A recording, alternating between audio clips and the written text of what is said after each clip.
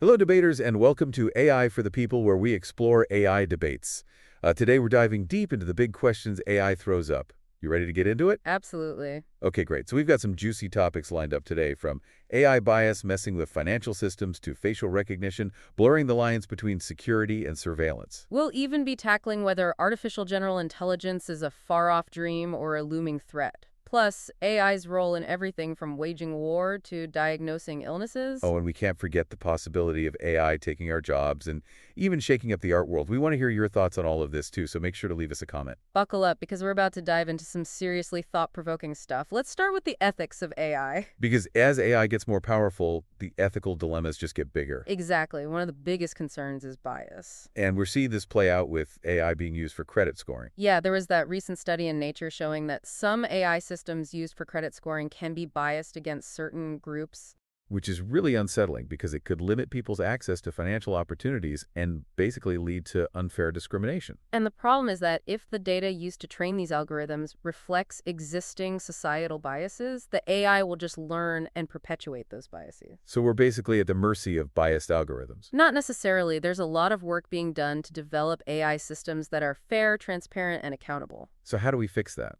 Well, for one thing, we need to make sure that the data used to train these algorithms is diverse and representative of the population. Makes sense. So it's not just about the algorithms themselves, but about the data they're fed. Exactly, and there are also techniques being developed to detect and mitigate bias within the algorithms themselves, but the data is the foundation. It makes you wonder how widespread this bias issue could be. Like, could it pop up anywhere AI is making decisions? It absolutely can. Think about facial recognition technology. Oh yeah, that's a great example.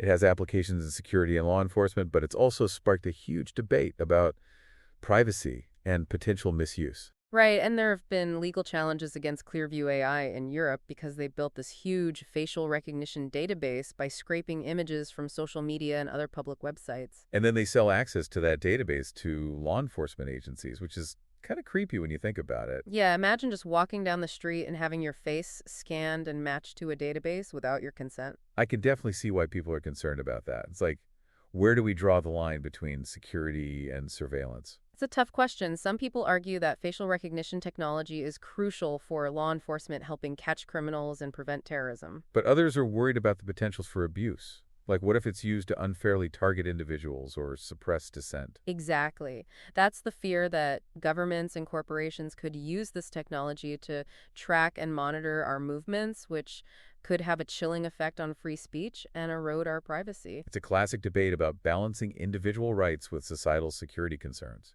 And those legal cases against Clearview AI are really important because they could help determine how and even if this technology can be used ethically and legally. Okay, so we've got biased algorithms potentially influencing our financial futures and facial recognition tech blurring the lines between keeping us safe and spying on us. What's next? Well, how about the topic that everyone's talking about, artificial general intelligence? AGI, is it science fiction, or are we on the verge of a real-life Terminator situation? Let's discuss. So I was reading about this clash of titans at a recent AI conference. LeCun, who's a leading figure in AI, argues that AGI is still a long way off. He thinks we're nowhere near creating machines with the general intelligence that humans have. We just don't understand intelligence and consciousness well enough to replicate it in machines yet. But then you have Elon Musk on the other side warning about the imminent dangers of AGI, like it could pose an existential threat to humanity. Right. Musk is worried that AGI could surpass human intelligence and potentially act against our interests, either intentionally or unintentionally. So who's right? Are we overhyping the potential of AGI, or are we sleepwalking into a dystopian future? Well, it's important to understand that AGI is very different from the AI we have today. Most AI is what we call narrow AI. It's good at specific tasks like playing chess or recommending products. So like my music app that somehow knows I'm in a 90s mood before I do. Exactly. That's impressive, but it's not general intelligence. AGI would be able to learn and perform any intellectual task that a human can. So that's the big question. Are we on a path to developing AGI? And if so, how soon could it happen? Some experts like LeCun believe we're decades or even centuries away. Others like Musk think it could happen much sooner. That's a pretty wide range of opinions. I can see why there's so much fear and speculation around AGI. Definitely. There are a lot of unknowns, which leads to both hopes and anxieties. Like, on the one hand, AGI could help us solve some of humanity's biggest challenges, like climate change and disease. But on the other hand, it could lead to mass unemployment or even threaten our very existence. So it's a hot-button issue for sure. Are there any efforts to regulate AGI development? Actually, the EU is pushing for stricter regulations on AI, especially for high-risk applications like facial recognition and those used in critical infrastructure. They're trying to get ahead of the game and address these concerns before they become major problems. Right. Their new AI Act aims to ensure that AI systems are developed and used in a safe, ethical, and transparent manner. But I'm guessing not everyone is on board with that. There's definitely pushback, especially from some tech leaders in Silicon Valley. They're worried that these regulations will stifle innovation and put Ukraine companies at a disadvantage. So it's a classic tension between fostering innovation and protecting ourselves from potential harm. Exactly. And finding the right balance isn't going to be easy. This tension between innovation and regulation will likely continue as AI keeps evolving. Okay, well, let's shift gears a bit and talk about how AI is actually being used out in the world beyond finance and surveillance. Sounds good. What do you have in mind? How about AI in warfare? Specifically, the UN's discussions on banning lethal autonomous weapons. Oh, yeah, that's a big one. The potential for autonomous weapons systems or killer robots raises some serious ethical and legal questions. And that Slaughterbots video from a few years back really brought this issue to the forefront. I mean, it was a wake-up call about the potential dangers of giving machines the power to kill without human intervention. Definitely. That video sparked widespread debate and renewed calls for a ban on lethal autonomous weapon systems. It really highlighted the potential for these weapons to violate international humanitarian law and lead to some pretty scary consequences. So where do things stand now? What are the main arguments for and against a ban? Well, those who support a ban argue that lethal autonomous weapons systems are inherently unethical. They believe that machines should never be given the power to decide who lives and who dies. That's a pretty fundamental question, right? Do we want to cede control over life and death decisions to machines? Exactly, and they also worry about the potential for these weapons to escalate conflicts, increase civilian casualties, and destabilize international security. So what about the other side of the argument? Why do some people oppose a ban? Well, they argue that these weapons could actually make warfare more precise and reduce civilian casualties. They believe that autonomous systems free from human emotions and biases could make more objective and calculated decisions in combat. So they see the potential for these weapons to make war more humane. That's their argument. However, it's a very controversial point, and many experts dispute the claim that autonomous weapons systems would be more ethical or accurate than human soldiers. I can see why this is such a complex and difficult debate. There are valid points on both sides. Absolutely. It's one of the most challenging ethical dilemmas of our time. It forces us to really think about the nature of war, the role of technology, and the limits of human control. It's a lot to unpack. Maybe we should take a break here and pick up the conversation in part 2. Sounds good to me. So stay tuned, debaters. We'll be back soon with more insights and thought-provoking discussions on AI. And don't forget to subscribe for more debates on AI's future, Welcome back to AI for the People. where we're picking up our conversation about AI's impact on the world, and this time we're focusing on healthcare. It's a field where AI has so much potential for improving diagnoses, treatments, and just overall patient care. Yeah, but like any powerful technology, there are also concerns and potential downsides. Of course, we need to approach AI in healthcare with a balanced perspective, acknowledging both the potential benefits and the challenges. So let's start with the good stuff. What are some of the ways AI is being used to revolutionize healthcare? Well, one area where AI is making a big impact is in medical imaging. AI algorithms can analyze medical images like X-rays, CT scans, and MRIs to detect patterns and anomalies that might be missed by a human doctor. So AI is like a second pair of eyes for radiologists, helping them make faster and more accurate diagnoses. Exactly. AI can help identify subtle signs of disease, which can lead to earlier detection and intervention. That can be really important for conditions like cancer, where early detection is key. That's incredible. Are there other examples of AI in healthcare? Definitely, AI is also being used to develop personalized treatment plans. By analyzing tons of data about a patient's medical history, genetics, lifestyle, and even their environment, AI can help tailor treatments to their specific needs. So it's like having a custom healthcare plan based on your unique circumstances. Yeah, that's the idea. And it could really improve treatment outcomes and reduce side effects. It could even help predict which patients are more likely to respond to certain treatments, allowing doctors to make more informed decisions. It sounds like AI is taking healthcare to a whole new level, but I'm sure there are concerns too, right? Of course, one of the biggest concerns is the potential for AI systems to make mistakes. We've seen cases where AI systems have misdiagnosed conditions, and sometimes that's had serious consequences. Like that case where an AI system misdiagnosed a skin lesion as benign when it was actually cancerous. That's pretty scary. Yeah, it shows that AI in healthcare, it's still in its early stages. We need to be cautious and not rely too heavily on these systems.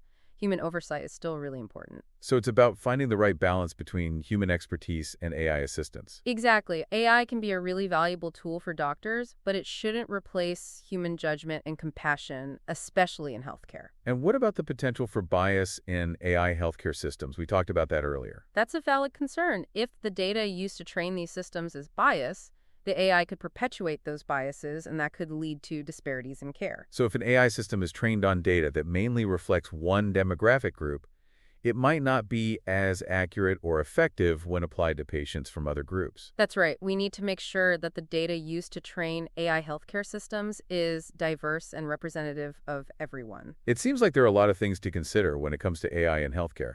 There are, but the potential benefits are huge. AI could make healthcare more accessible, affordable, and effective for everyone. Well, let's move on to another area where AI is expected to have a big impact the future of work. It's a topic that's causing a lot of anxiety, but also excitement.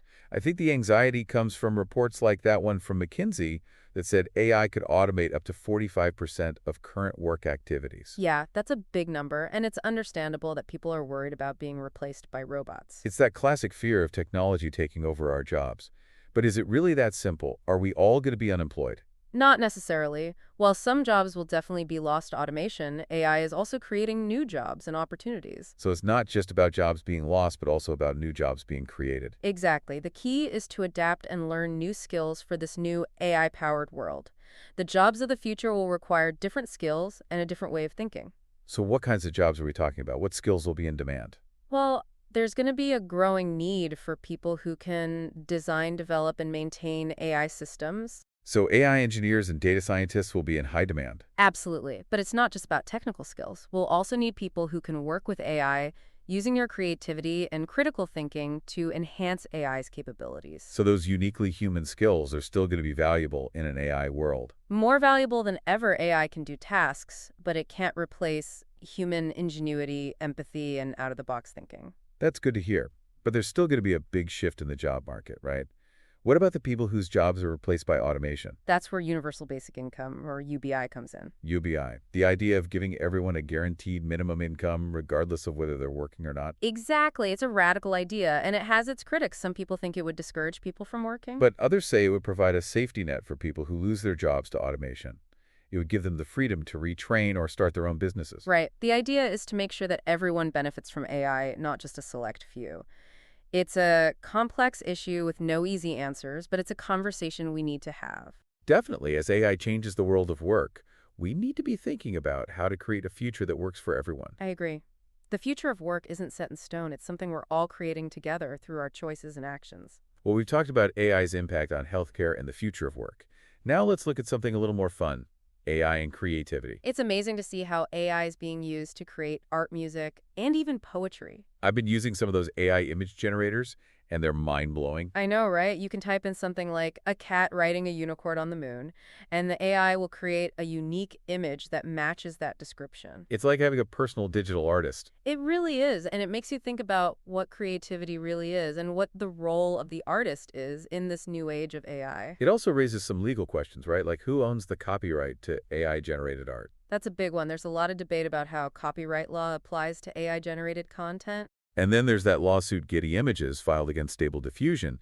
They're claiming copyright infringement because Stable Diffusion's AI model was trained on copyrighted images without their permission. Yeah, that's a huge case. It could have a major impact on the future of AI, and copyright law Getty Images is basically saying that Stable Diffusion stole their intellectual property by using their images to train its AI model. So what's Stable Diffusion's defense? They're saying that they're protected under fair use, which allows for the use of copyrighted material for certain things like criticism, commentary, or research. So it's a battle between the rights of copyright holders and the rights of AI developers to use existing data to train their models. Exactly, and the outcome of this case could set a precedent for how AI-generated content is treated under copyright law. It's a really important case. It seems like this case is about defining what creativity means in the digital age.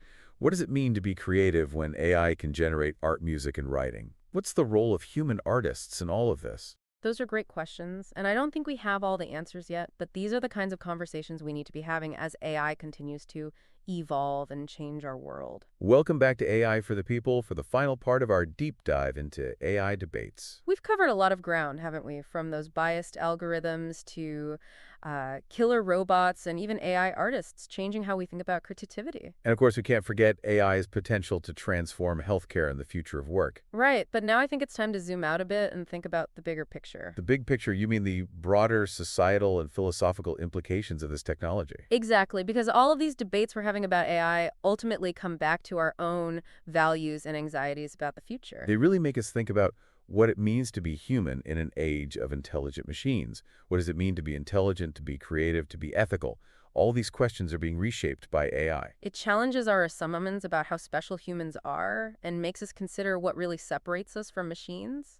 And it's not just philosophical questions. AI is already having a real impact on our lives, from the way we work to the way we interact with the world. Yeah, it's changing society, and we're all trying to figure out how to deal with that. So where do we go from here? How do we make sure that AI is developed and used to benefit humanity? That's the big question, isn't it? And there are no easy answers. These are complicated issues. But that's why these discussions are so important. We need to engage in these debates, even when they get uncomfortable. I agree. We need to be open and honest about the potential benefits and risks of AI, and we need to include diverse perspectives in these conversations, not just the tech people and politicians, but also ethicists, social scientists, artists, and everyday people. Because the future of AI is not set in stone.